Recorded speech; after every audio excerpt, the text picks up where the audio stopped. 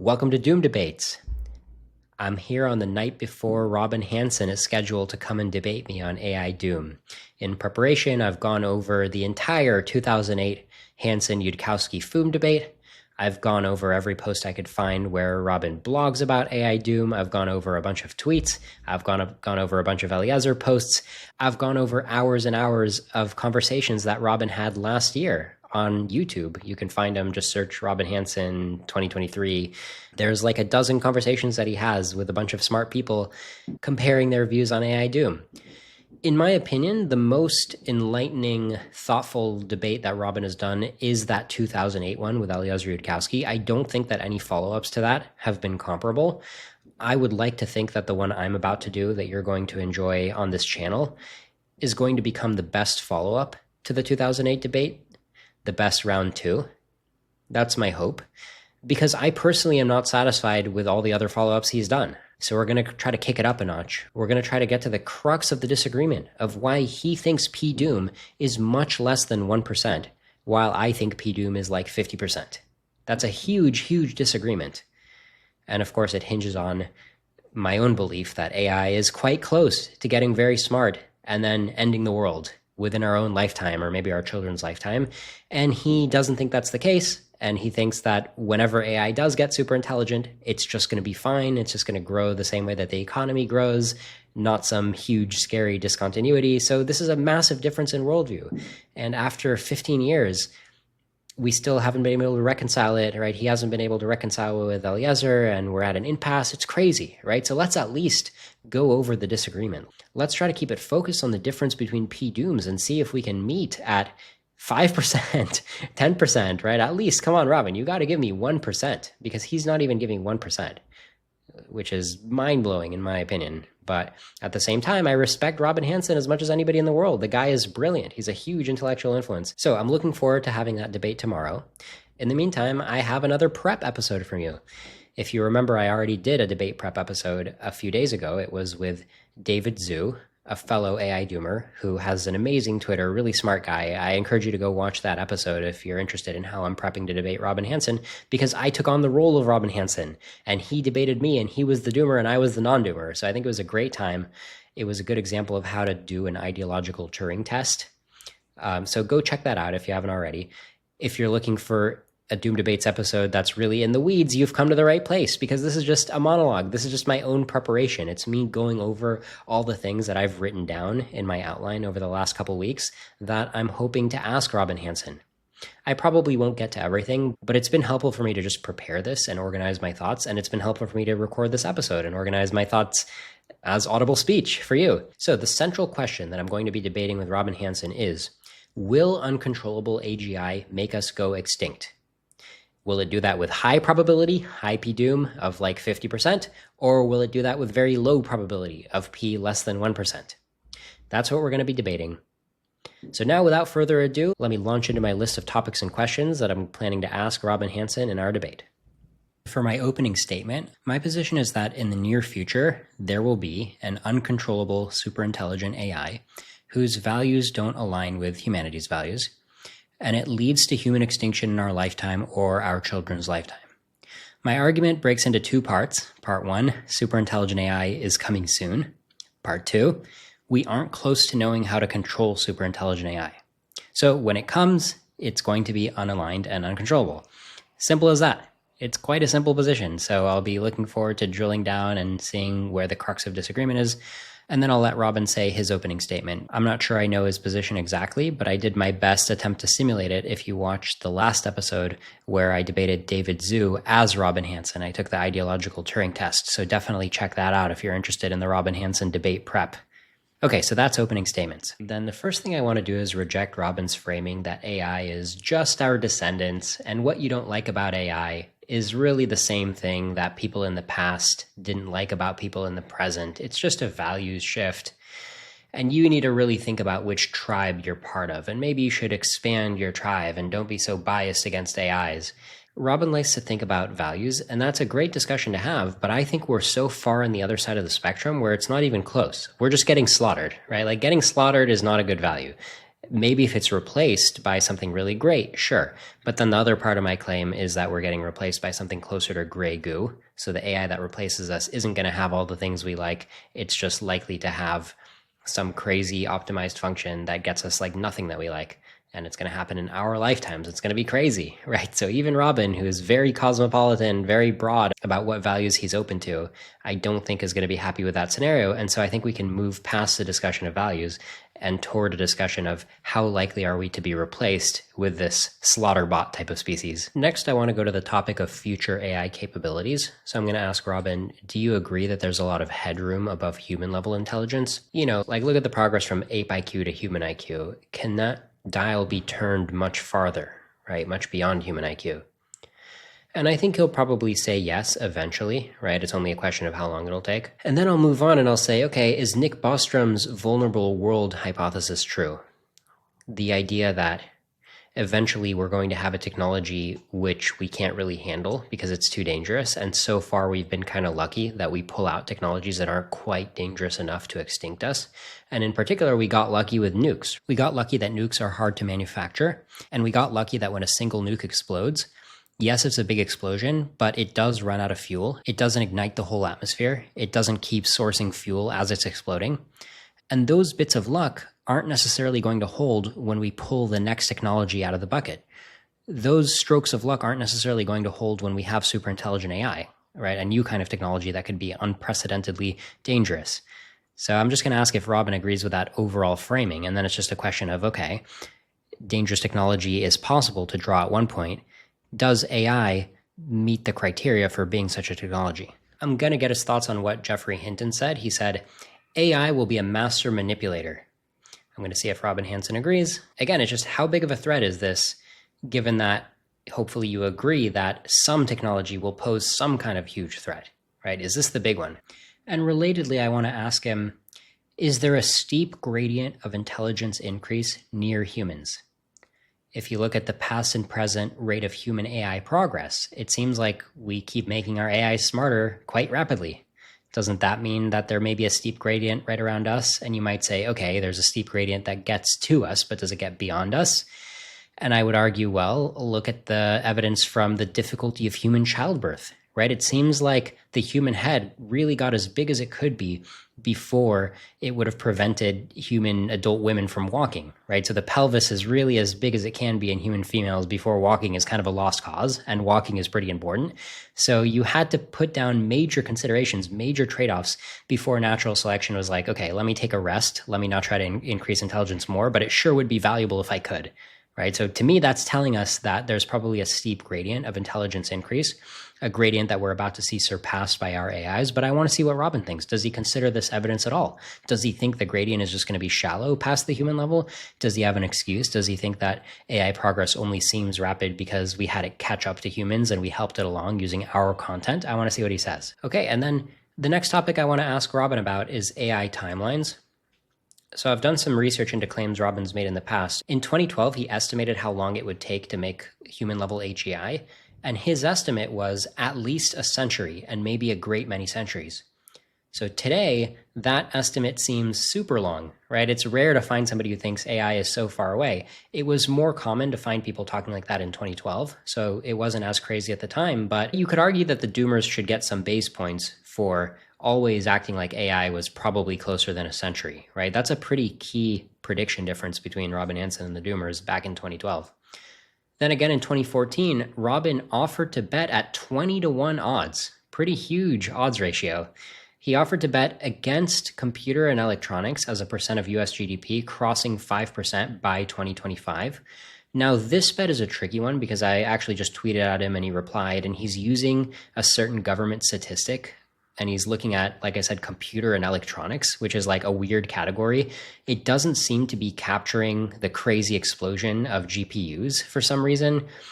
It doesn't seem to capture the AI software boom. Like, I don't think it's aware of OpenAI's revenue, even though they just announced that they're at like 3.4 billion a year run rate. It doesn't seem to be trickling into there. And even if it is, we still need it to increase by like hundreds of billions. So OpenAI is not going to be a huge fraction. But point is, Robin Hanson had this bet at crazy confident odds that it seems like he should be losing, but technically because he used a weird definition, he might actually be winning. So I guess we'll put a pin in this one. Potentially even I'm losing, right? I'm not sure. But I just wanted to flag it, and maybe he has something else to say about it in the interview. Because the point he was trying to make is that he just doesn't think AI is going to be that discontinuous, that significant on a short time scale. And it seems like it's another prediction that's kind of getting falsified. And then once again, third data point, in 2020, Robin bet Alex Tabarrok from George Mason University, his colleague, he bet that GPT's line of language models will generate less than 1 billion in customer revenue before 2025. So that one we know for sure is falsified by OpenAI's declared revenue, or at least their quarterly run rate, right? It's like 99% likely. And actually, I checked on Metaculus, the prediction market, and they're literally saying that Robin's chance of winning is 1%. So it's pretty much closed out at this point. So once again, we do have a disconnect between Robin's way of thinking about the world and the way it's been empirically playing out. Of course, this isn't the end all be all, right? There's a lot of predictions you can make and a lot of little points you can argue, but it's just, this is a point, right? You got to take your base points where you can get them. So that's the part where I follow up on predictions that he's made. And then I'll just ask him what he thinks about Jeffrey Hinton, Yoshua Bengio, Ilya Sutskever, all of these experts saying, hey, AGI is probably in less than 20 years, right? Elon Musk saying it's in 3 to 6 years, when he used to say that it was centuries away, and he's always kind of skeptical. He keeps referring back to times in his life when he thought it was close and he was wrong. But Robin, it sounds like it really is close this time. I know there's been false alarms, but it sounds like this is the real one. So I'm just going to ask him if he wants to defer to modern experts or if he'd rather defer to his own experience, I guess. I'm just curious. And then I'll ask him a little bit about the outside view, which is a way that he tries to reason. He tries to not pretend to understand little details. He tries to zoom out and say, look, what are the big trends, or what are the biggest, most robust data points that we can use to make predictions? That's kind of what he calls the outside view. And I'm going to argue with him. I'm going to say, look, yes, our outside view might tell you that AI progress is many decades away if you're trying to extrapolate other predictions that people have made in the past and they've been too optimistic about when AI is coming. So I get that there's some sort of outside view that can tell us AI progress is still going to take many decades. But isn't there an equally valid outside view where you can say something like, biological functions get rapidly surpassed by human tech? Isn't that also an outside view? For example, how rapidly we watched AI surpass humans on airplanes and rockets. So if you look at how airplanes surpassed birds, didn't that happen very rapidly? Isn't that a type of outside view? Can't we expect the human mind to get rapidly surpassed by AI?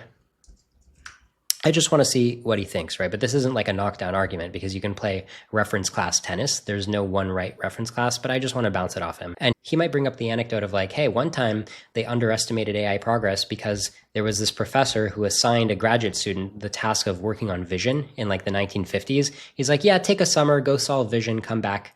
And of course, vision has taken 70 years to solve, but we are solving it. Today's vision AIs are finally surpassing human level vision on many different types of tests, right? So I'm not saying it's going to take one summer, but it's probably not going to take much more than 70 years, right? So these timelines are very finite. I don't know how you get to multiple centuries, like you said in the past, right? So I'm just curious how he thinks about timelines. Next topic I want to ask Robin about is, what can't current AI do, right? Because current AI, you probably shouldn't call it AGI, or you shouldn't call it human level in every sense, right? It's obviously lacking some kind of important skills. But I want to ask Robin, okay, so what do you think it's lacking, right? How do you see the limitations of AI? I want to see what he'll say about that. How would he characterize what's missing? Because a lot of people will be like, what's missing is that it never does anything new. It's just a stochastic parrot. It's just interpolating. It's just completing patterns. I think that's a pretty crude and naive way to talk. I wonder if Robin will say that, or I wonder if he just says, I don't know, right? Something is off and I don't know what it is, and I'm just humble and I'll just wait to see what else comes, right? I'm just curious if he has a particular mental model. And then I'll ask him, follow up to that, do you agree with David Deutch that current AIs are lacking creativity and they can't, quote unquote, create new knowledge? Do you think that makes sense? I'm just curious to compare Robin Hanson versus David Deutch. And then I'll challenge him. I'll say, okay, what do you think is the least impressive thing that you're 90% sure that AI can't do in the next 2 years? I'm very curious to see what he says about that, because I personally have no idea, right? I mean, I think it can't quite take over the world in 2 years, but short of that, it's very hard for me to name any particular achievement that I don't think it can do in 2 years. And then I'll ask him, do you think the $1 million ARC prize by Francois Chollet and Mike Knoop will be claimed soon? And then I'll explain a little bit about the ARC prize. It's basically it shows you like a grid of large pixels where the pixels can represent crude drawings. Like maybe it'll show you like a Tetris shape made out of these large squares. And then like the next frame will have the Tetris shape, which is like fall into the ground. And you won't know in advance that that's what you're going to see. Like you can see anything. You can see one set of squares and you can see another set of squares. And you have to figure out, the rule is that there's like gravity and the gravity is making the squares fall to the ground, to the bottom of the screen. So you have to figure out the rule, and then your challenge is that you get another sample input and you have to apply the rule and you have to generate an output. So that kind of human reasoning where we're like, these look like Tetris blocks falling. Or in another case, it's like, these look like shapes that are moving to the right, or these look like shapes that are imploding, or like whatever you're seeing in the squares, like it could be an arbitrary pattern. And that's the nature of the challenge. And apparently LLMs are struggling with this, although they keep doing better and better. So I'll just ask Robin, like, do you agree with Francois Chalet that this represents like a fundamental limitation of LLM architecture? Is it a meaningful prize to you? I'm just curious. The next topic I want to ask him about is architecture/algorithms versus content. Like the two pieces of the puzzle of intelligence, at least the way he seems to see it. I'm going to ask him, do you tend to think content is more important than architecture and algorithms? Because that seems to be his position over the years. I'm going to ask him why and whether he's updated that. And then I'm going to give him a little gotcha question. I'm going to say, Robin, you're a polymath, meaning you spent your whole life gaining broad content. Did you experience firsthand the importance of content over algorithms? And he'll answer, and I'll be like, well, your most well-known concept is the great filter, which you wrote at age 37. Now you're 64. You have 73% more content since you wrote that. Are you producing 73% better research than great filter? Or how do you think about that? And it's obviously a gotcha question, but I am curious if he thinks it's relevant to his own experience. And then I'll say, let's talk about parameter counts. How do you think about the interplay of these three ingredients? Architecture, parameter count, and content. And he'll say, I don't know, maybe parameter count helps you absorb content. I'm not sure what he's going to say. So it's interesting. This isn't just like me dunking on Robin, right? I'm also just curious to learn what his latest position is about AI and help you learn what it is, right? I'm helping Robin disseminate his mental model. Then I want to ask him, okay, hypothetically, what if you keep the same content, but you substitute a better architecture? Like if somebody took the same training data as GPT-3, but just got to add more parameters, does GPT-3's data set contain enough content to bootstrap taking over the world? In my mind, it probably does. I mean, the internet just has a lot of content, right? If you just really understand how the internet was generated, if you run enough algorithms on it and figure out the deep patterns and how physics works and the levers of power, I think there's just enough data. You're not going to be like, I just need a little bit more data. Like, I think you got it. You know which universe you're living in. And then I'm going to ask him about Psych, CYC, the project from 1984 that has been going for about 40 years, kind of fizzled out. Psych is interesting because he has stated that he's a fan of it. And it's a project to basically collect as much content as possible, as much structured content, as much logical relationships between pieces of content and kind of note them down. It took a lot of human efforts to write down all these different facts about the world and how things logically connect. And I'm going to ask Robin, why were you optimistic about Psych as a path forward toward AGI? How else have you updated about AGI in light of the whole Psych situation? Does Eliezer get a base point for predicting in advance that Psych would be useless for AGI? And then moving on past Psych, does the internet contain enough content to fuel an AI with the right architecture to FOOM? Or is there no process that can rapidly generate content fast enough to FOOM? I'll ask him, does your content-centric view of intelligence make you think there's a low speed limit on recursive self-improvement? Because if you keep just having to find more content and you've never got a crazy powerful algorithm, maybe you kind of top out at a linear rate of improvement, right? Is that kind of how Robin sees the world? I think it is, but maybe he can flesh out some detail. And then we get to the next section where I want to ask him, is intelligence many different things or one thing? For example, the quote that scale is all you need. Do you agree or disagree with that sentiment? If scale is all you need, it means we basically figured out how to be intelligent. It's just a matter of substituting the right values into all of these parameters in this fully general architecture that we figured out, maybe with some optimizations, but just like whatever, we figured it out, keep throwing in more data, the system will take it from here. Do you basically agree with that approach, or do you feel strongly that there's some more secret sauce besides the transformer architecture that's fundamentally different as a way to get intelligence? Then I'm going to touch on goal completeness. Do you think goal completeness is an important property that future AGIs will have? Goal completeness is a term that I coined by analogy to Turing completeness. It means the same AI engine being easily adaptable to achieve any arbitrary goal. So do you think that that's going to be what we can expect from AI engines, yes or no? I think there's a good chance that he'll say yes, but he might think, no, there's going to be a bunch of narrow AI engines. They're never necessarily going to converge. I'm curious to hear what he thinks about that.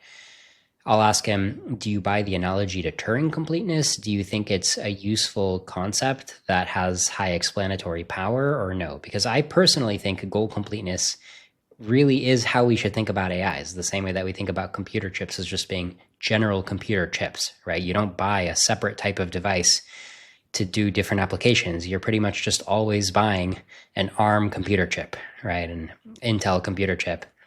There's not that many computer chip makers, but there's a wide range of electronic devices and a wide range of software programs, right? So that same convergence that we saw with Turing completeness, I think we're going to see with goal completeness in super intelligent AI. Okay, and then I'm going to bring up AIXI, which I can't really explain right now, but it's the theoretical ideal of a goal complete algorithm, right? So it can just optimize any function using any data. Even though it's uncomputable, it's a theoretical ideal. And my question to Robin is, does AIXI hint that intelligence is one thing? Because we have this ideal description of it. When we know an ideal algorithm and we try to optimize it, the optimization doesn't typically work with a bag of heuristics. Usually we are able to narrow it down to a pretty simple algorithm. So the fact that we're able to specify what AIXI is, to me, is a strong hint that somebody is going to build some actual working system that approximates AIXI. And the approximation doesn't have to be perfect, but it's going to be far superhuman, because a human is an AIXI approximator, and a human is just barfed out by evolution, right? A human is not the ideal. The same way that I could make an ideal of transportation. I could be like, hey, there's a vehicle that moves really, really fast in an arbitrary direction. And you could be like, aha, well, birds are already close to that ideal. And I'm like, what are you talking about? There's so many other things we could build that are closer to the ideal of something transporting itself very quickly, right? And that's how I see AIXI. I'm like, we know the direction. We know what intelligence is. There's some very abstract sense in which it's one thing, the sense of AIXI. It's just mind-blowing to me to not think that somebody is going to far surpass humanity on this dimension. But that's just me. I want to hear what Robin thinks. And then I want to ask him, what do you make of the observed convergence happening in AI systems? So for instance, in the domain of the board game Go, we had AlphaGo, and then we had AlphaZero, and then we had MuZero. And in each case, we're generalizing the AI algorithm to accomplish the same thing. So AlphaZero didn't have to study human playbooks and human games of Go. It started from just the rules of Go. And MuZero is an algorithm that can play multiple board games. So you don't even need to have fundamentally different architecture for the particular board game. Can you extrapolate the domain broadness that we're seeing with AI? We're seeing increasingly broad domains that AI can handle. And of course, the end game of this is that the whole universe is the domain, right? Why would the size of the domain stop at some point? I don't get it. So I want to see what Robin makes of this trend and basically where he gets off the extrapolation of convergence in AI systems. The next section I want to get to with Robin is FOOM. Of course, that was the subject of the famous 2008 Hanson-Yudkowsky-FOOM debates. Let's define FOOM as a positive feedback loop that rapidly disempowers humanity. How confident are you, Robin, that a FOOM scenario won't happen? And he's probably going to say, I am pretty confident. That's my whole claim. I give it a 1% or whatever. And then I'm just going to have him rehash some of the articles he's written. Like he's written an article about an Uber tool. That's supposed to be a toy model of a FOOM. Like a company made a tool which is so powerful that the company uses the tool to make other tools. And there's an explosion within this one company of this Uber tool where the tool improved the tool and no other company can catch up. That's Robin's toy model where he's pointing out that this is like a ridiculous situation. It would never happen in the economy. And he's got another toy model, which he calls the betterness explosion, which is like, imagine that we figured out how to make things better. And if everything got better, then that would let us figure out how to make even more things better. And there would be a betterness explosion. So he's using these toy models or these hypotheticals to show you by analogy how ridiculous he thinks the FOOM claim is. So maybe I'll have him just rehash these arguments in his words, which is basically that competition prevents a single Uber tool. And then my question for him is, wasn't the human brain an Uber tool or a goodness explosion that other species couldn't adapt to in evolutionary time? What do you make of that claim, Robin? Because humans really did use our brain to build up a bunch of infrastructure to support our brains, right? So I'm using my brain to get a lot of what I want in the world and make pretty big effects, get projects built for myself, get people to do what I want by employing them in my business over the internet, right? So I'm pretty effective over the world using my intelligence. But at the same time, I'm kind of helpless if I didn't have all the support, right? Like I'm not good at, building stuff with my hands, right? So that's part of the human foom, right? Compared to these other animals, right? I'm able to like go hunting and take down a bunch of other animals because my species has foomed, and they can't do the same to me. And we didn't bring the whole ecosystem along with us, right? It was just isolated to humanity when we did this foom. So I'm curious what Robin thinks. He thinks that a foom is kind of impossible under the economic analysis that he likes to do, but what about looking at the data of species level fooms on an evolutionary timescale, right? So the human foom maybe took 1,000,000 years, maybe took tens of thousands of years, however you want to analyze it. But the point is that the other species didn't follow along, and it doesn't seem like they're on track to follow along because they didn't hit into this attractor, this part of the genetic landscape where you make general intelligence. There's no other species that has hit the steep gradient, hit the cascade of intelligence improvements, where one intelligence improvement then makes it higher fitness to have the next intelligence improvement, and they build on each other in various ways. Now we get to a big section where I want to ask Robin about the outside view and how he extrapolates what he thinks are robust trends. So I'll start with a question. Robin, how would you describe your methodology for reasoning about superintelligent AI? Is it basically you document and extrapolate robust trends? In the Yudkowskian inside view, we focus a lot on a timeline of optimization process discontinuities. So we're talking about specifically the dawn of natural selection. That was an optimization process that led to life on Earth because it optimizes generations that survive and replicate and mutate, right? So it was the first real optimization process in the universe, and it did a lot, right? I mean, the animal species, the different kingdoms of life, I mean, that's impressive stuff compared to what came before. And there was another discontinuity next with the dawn of human brains, right? That's the next optimization process discontinuity. And then finally, the upcoming dawn of AGI. It's an intelligence built by an intelligence. It's like intelligence squared, if you want to call it, or intelligence to the power of intelligence. So these are super salient events in a 3-point trend line that dwarfs everything else from the perspective of an AI doomer. But in the Hansonian, quote unquote, outside view salient events timeline, aka the major human economic transitions timeline, it seems like you prefer to focus on the forager era, i.e. the dawn of human brains, and then the farming era, and then the industry era, right? So to you, those are massive changes in the economy, the three economic modes that we've lived through as a species.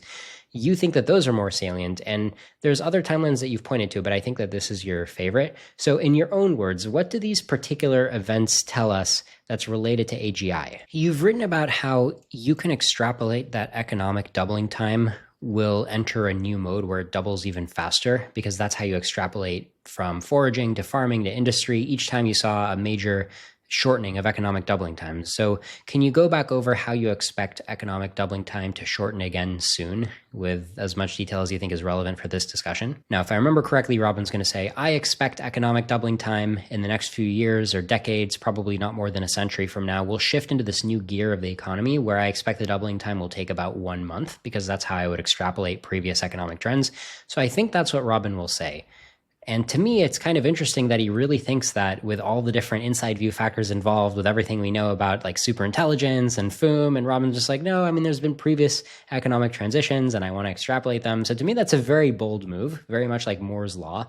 Like it's kind of like a shallow trend where sure, it might hold, but like look at all these other major dynamics at play, right? So it's a little shocking to me that this is how Robin reasons, but I want to hear him tell it his way. And then I'll ask him, okay, do you still predict that the age of M is coming next? A brief period of like a year or two where emulated human minds kind of take over the economy. Is that going to be a period coming next? And he might still say, yeah, I think it's like kind of likely, but not for sure. He might say something like that. And I'll say, okay, and what do you still think comes after the age of M? Or what do you think comes next? Like in your own words, your own mainline scenario, what do you think is likely? Another thing I want to ask him is like, okay, you have these predictions of economic doubling time, but why are you using time as your x-axis when you extrapolate this trend? You know, time is your independent variable in the function. Why not the rate of optimization being applied? So all of the human economic transitions have happened when the optimizer, the underlying optimization, has been still pretty low. Like, yes, it's been growing. It's arguably been growing exponentially because there's been more humans and there's been more technology that humans have built, but the underlying human brain has still been a pretty weak optimizer compared to how smart these AIs are about to be. So we've never modeled a curve where the input of optimization is about to go up so drastically, right? So why are you so fixated on time as the x-axis? If you model it based on optimization power and then map it back to time, aren't you going to get a FOOM? And this is an argument, of course, I stole from Eliezer Yudkowsky. I'd like to hear Robin respond to it. And then I'll ask him, okay, Robin, you have a certain way of reasoning. Let's imagine going back to the dawn of humans. What abstraction, what way of reasoning would have let us correctly predict humans' present level of power and control? What could you have extrapolated back then? Is there any sort of view that could have tipped you off that this is coming? And maybe Robin will say, look, there's just no way to do it. We just don't have that kind of powerful reasoning. We just have to throw up our hands and be like, let's wait for a trend. It'll be interesting to hear if Robin thinks he has any good answer to that. I mean, maybe Robin will say, fine. At that point, when we have no economic data because it's 4 billion years ago, at that point, I would turn to the Yudkowsky and inside view model just because I don't have a better alternative. Is Robin going to say that? I don't know. Let's wait and find out soon. My next question to Robin is kind of a deep cut from the 2008 Hanson-Yudkowsky FOOM debate. Robin, Eliezer claims that capability growth rates are determined by 3 levels. Level 1, the dominant optimization process, like natural selection, human brains, AGI. Level 2, meta-level improvements to that process, so like cells, sex, writing, science. Those are meta-level improvements to the dominant optimization process. And then level 3, object-level innovations, like light bulb, automobile. So again, Eliezer claims that capability growth rates are determined by those 3 levels. Your timeline of salient events undermines Eliezer's inside view, Eliezer's claim there. Your timeline says that farming, Eliezer's level 3, an object-level innovation, was more important than writing, Eliezer level 2, right? So writing is a meta-level innovation, farming is an object-level innovation, but in your timeline of economic growth mode transitions, farming is actually the big one. Farming mostly came before writing. Farming enabled writing more than vice versa. So you're kind of undermining Eliezer's description of 3 levels, right?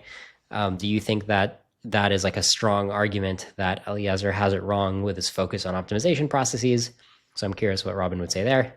And then I'd be like, okay, and let's review. You also think another way that you can undermine Eliezer's levels is that you can point out that scientific thinking, Eliezer level 2, a meta innovation, scientific thinking wasn't the key to industry. The key was probably sufficient economic growth to enable a density of specialists. Industry was not enabled by a meta-level innovation. So it's like Eliezer has this way of viewing the world, and you're looking at actual data, actual trends, and you're saying, look, the data is not supporting Eliezer's favorite inside view model, right? So am I doing a good job of like representing your worldview, Robin, and your argument in the 2008 FOOM debate? So you might say, yes, you're doing a good job.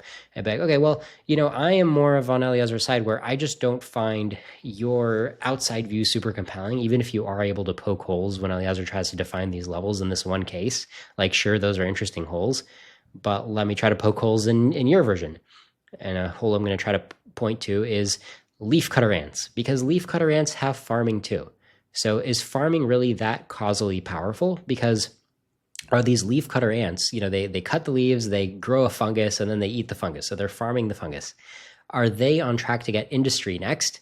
Are they on track to get writing next? No, right? So it's not like farming itself is this super powerful thing. So you're doing a hard project here, right? Trying to look at the record and be like, oh, farming is really powerful. Because like, why not, right? Why didn't leafcutter ants progress to writing or any of these next stages once they had farming? How do you analyze that, Robin? Why was farming only a major transition for humans? Okay, and then let me bust out my claim. My claim is that high optimization power, like AGI, trumps everything. And trying to use outside view data or quote unquote trends can be highly misleading. Let's take this example. Spotting a level 2 breakthrough, like cells and farming, is only something we can do in the Goldilocks zone of optimization power.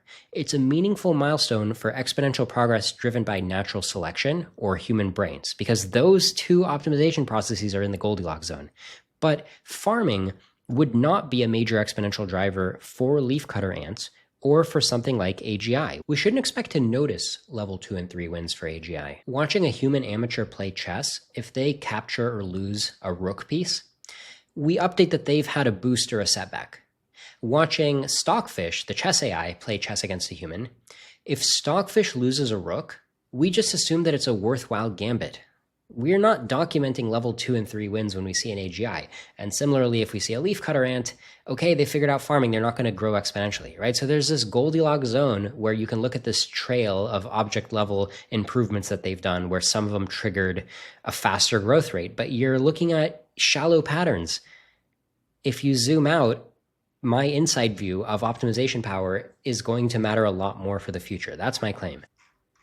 Next question for Robin. Aren't there many other possible outside views? So you kind of have an outside view that you keep returning to, right? The economic outside view, foragers, farmers, industry. But what about, let's say, Moore's Law? Is that an outside view you endorse? Do you think it'll just keep holding? Does it hold past superintelligence? I don't know what Robin thinks about that, but that's interesting to have him challenge his outside view, which I consider surface level. Like, yes, Moore's Law is a surface level trend. It doesn't have to hold into 5 centuries from now or into superintelligent optimization power. It doesn't have to hold with time as the x-axis. So I'm just curious to poke around how Robin sees these so-called robust trends and how robust really are they compared to forces that I consider deep, because I guess I have a certain type of inside view, as Robin would call it, right? I have the optimization view. Another outside view that I'll throw at you, Robin, is what I call game over buttons.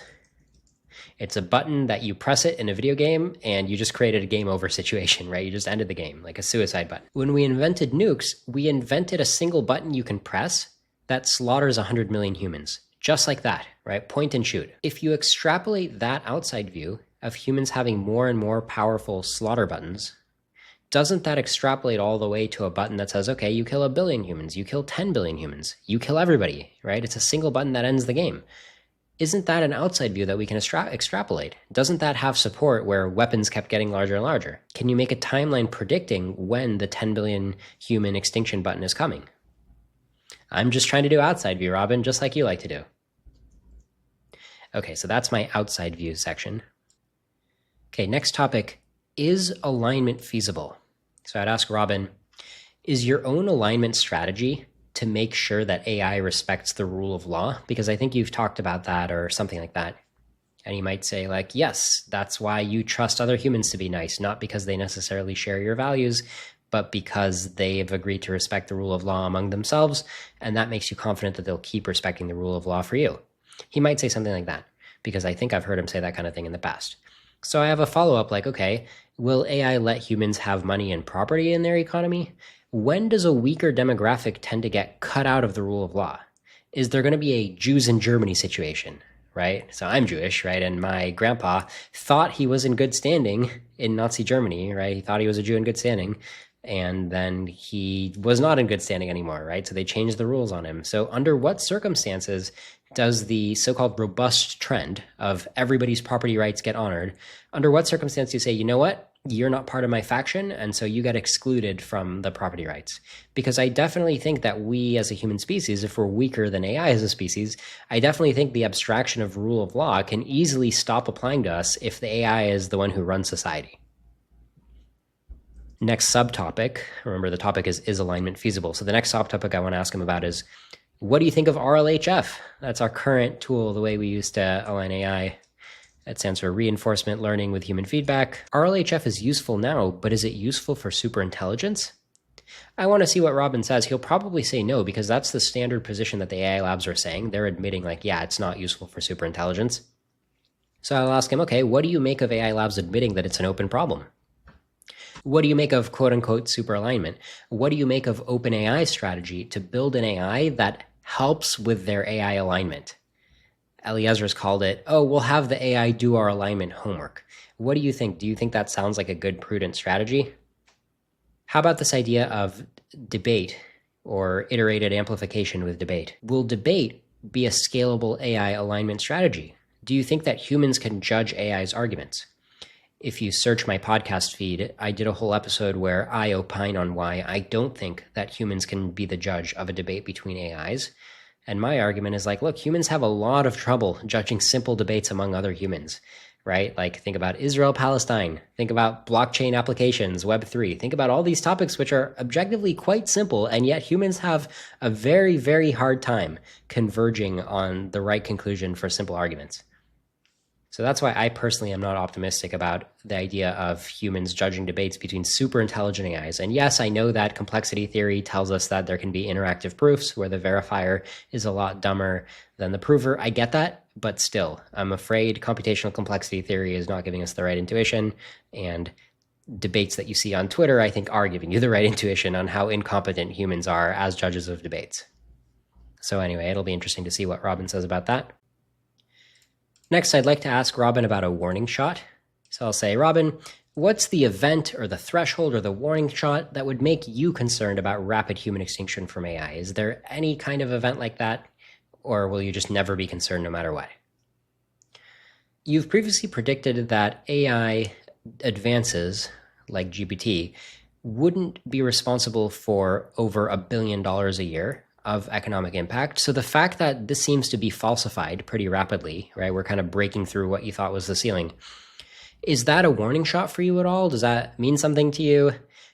Do you have a new threshold to watch out for? So maybe you're not that concerned about this particular ceiling, but maybe you think something like 10% of world GDP attributable to recent AI technology. If that ever happened, would you start freaking out? Or just like, when do you see a warning shot, if ever?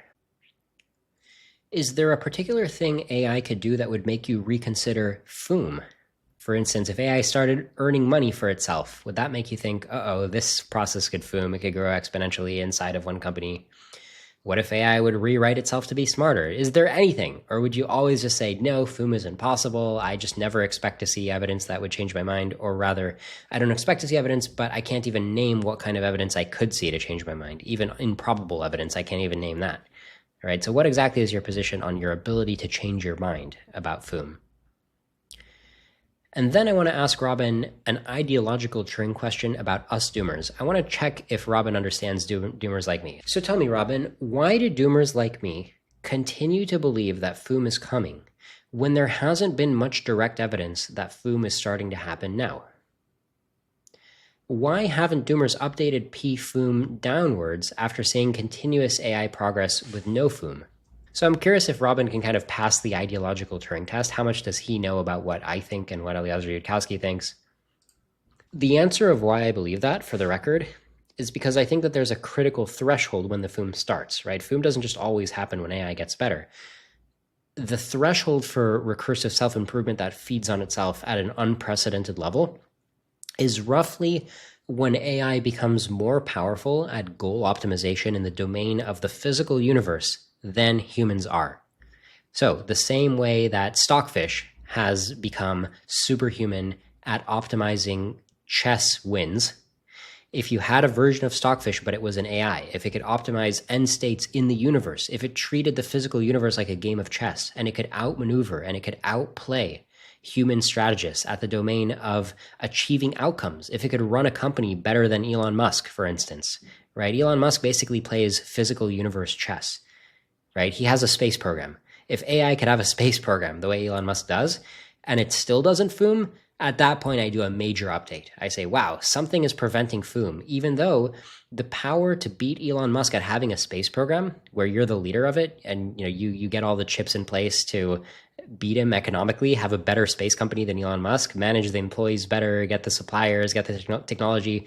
If you can do all of that and you still can't edit your own AI code, you still can't do a Manhattan Project to improve yourself and have that improve yourself, at that point, I will absolutely admit as a doomer, like, wow, something is wrong with the FOOM hypothesis because the preconditions to FOOM are being met and it's not FOOMing and I don't know why.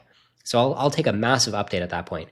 Unfortunately, I'm not expecting to take an update. I'm expecting to die, Mr. Bond, right? But at least I can tell you when I would be like, okay, I give up. I'm just going to be happy now. I'm not going to be a doomer because it seems like I am just clueless. There should be a FOOM, but there's not. So I give up. I'm going to hand over the reins of Doom debates to somebody else who is much better at knowing whether we're doomed or not. I thought we were, and we're not, right? So I can tell you a coherent condition where we can potentially still live to see it. I mean, OpenAI is predicting that this condition will happen in potentially in less than 10 years. It literally says on OpenAI's website, it's saying AI might become more powerful than a human CEO at running a business in less than 10 years. So OpenAI is literally specifying a condition that to me means that we should see massive doomy consequences, like we're doomed or we're close to doomed. We should start to see warning shots all over the place. So it's kind of funny. The thing that OpenAI is saying, yeah, this could totally happen, is also the thing that I'm admitting should falsify my prediction if it happens without having warning shots all over the place. So anyway, I want to see if Robin knows that I think like this, or how he thinks that I think. I also want to ask Robin an open-ended question. How else have your views changed in the last decade? I mean, you've been thinking about this for a while. You've been writing posts. What's changing? What are you learning? And finally, I want to talk about other related thinkers. Like, Robin, where do you see yourself among these other related thinkers? Let's compare and contrast, starting with Francois Chollet. He thinks LLMs are a dead end. He has this fascinating thing called the ARC Prize. I can explain the ARC Prize a little bit. I explained the ARC Prize earlier in this podcast. What do you think, Robin? Do you agree with Francois Chollet thinking that LLMs are kind of a dead end and they need a massive architectural improvement to solve things like the ARC challenge? Okay, what about Yann LeCun? He's a huge name in AI anti-doomerism. You and Yann LeCun share a very low p-doom. Do you agree with Yann that a badly built AI could be extremely dangerous, but humanity will only build a version that's safe? Is that how you see the world too? Or do you not even think that a badly built AI could be extremely dangerous? Like, do you compare yourself to Yann LeCun at all? And I'm not sure if Robin does. I don't know if Robin spends much time learning what other people in the AI doom discourse are saying. I don't know, but it'll be interesting if he has opinions like that. Let's talk about David Deutch. Do you agree that current AIs are lacking creativity? That's a David Deutch claim. Do you agree that current AIs can't, quote unquote, create new knowledge? I'd love to get a David Deutch defender to come on this podcast and argue that with me, because I think it's nonsensical. But I'm curious to know, what does Robin think, right? Because I disagree with David Deutch. I disagree with Robin, but is it the same disagreement? Are they on a team? Are they on two separate teams? That's what I want to find out. Steven Pinker. What does Robin think about Steven Pinker? By the way, there's an episode of this podcast from a couple of weeks ago. You can go listen. It's my takedown of Steven Pinker's AI non-doom claims. Check that out if you're curious what I think about Steven Pinker. But what does Robin think about Steven Pinker? That's what I'm going to ask now. Robin, do you expect that AI will know how to balance multiple goals to align with humanity's goals? Is that kind of a key to the problem, is to not go too hardcore on one goal? And I ask that because Steven Pinker keeps making the point that it's like stupid to optimize one goal, but if you're balancing multiple goals, then everything's going to be fine, which I think I answered in the previous podcast I did about Steven Pinker. I don't think that makes any sense, but I wonder if Robin agrees with it. Ray Kurzweil. What does Robin think of Ray Kurzweil? Maybe we talked earlier in the podcast about Moore's Law, so maybe we already covered Ray Kurzweil, but just in general, do you agree with Kurzweil's methods of extrapolation? Do you think that Kurzweil is predicting the singularity accurately in just a decade or two? Or do you think you have a better prediction that AI will take a century or more? And by the way, Robin, we've gone over some names, but who else do you know who agrees with your reference to forager, farming, industrial era timings? Because that seems like a very unique Robin point. I don't really see other people adopting and repeating that point. What do you think about that? Okay, so these are all the topics I want to ask Robin. I've been talking for an hour, so that means when Robin and I debate, it could easily take 2, 3, 4 hours. So we're probably not going to get to everything that I just covered now, especially because Robin is actually going to come in swinging, asking me a bunch of questions. He specifically said he wants to ask me questions too, and we're going to exchange questions. So this is a massive outline. Maybe Robin and I should do a part 2. I hope you've enjoyed it. Going through it with you has helped me prepare. You may notice this podcast has edits, like most of my podcasts, so I was thinking through stuff as I was telling it to you. Thanks for being part of this journey, and I look forward to having a productive, mutually enlightening, discourse-elevating debate tomorrow with one of my heroes, Professor Robin Hanson. Stay tuned for that very special upcoming episode of Doom Debates.